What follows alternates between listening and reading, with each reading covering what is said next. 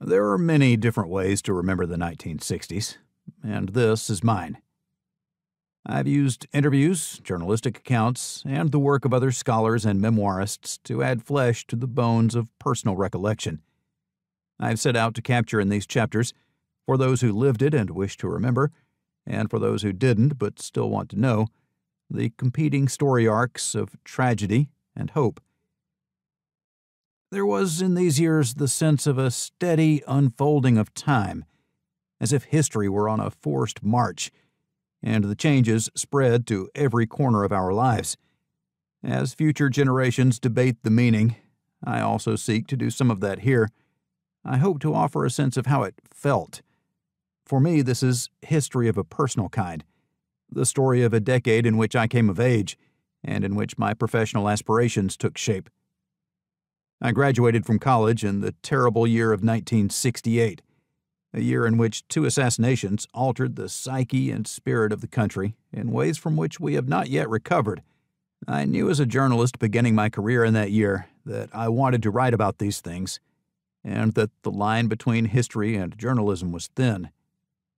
In many ways, I think, everything I have written is rooted in that time.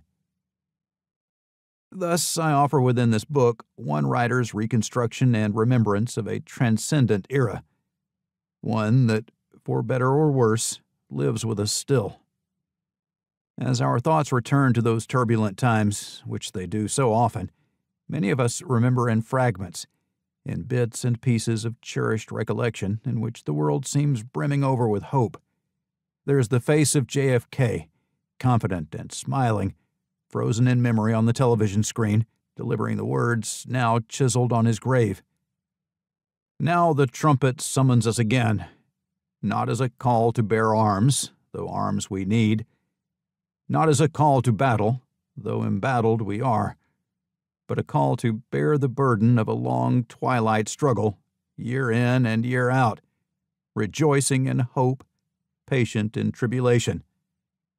A struggle against the common enemies of man, tyranny, poverty, disease, and war itself. And there is the image, too, of Dr. Martin Luther King, Jr. speaking on a temperate summer afternoon, a crowd of 250,000 stretching out before him as far as the eye could see. He has not strayed far from the words on his written draft when Mahalia Jackson, standing nearby, urges him gently, "Tell them about the dream, Martin.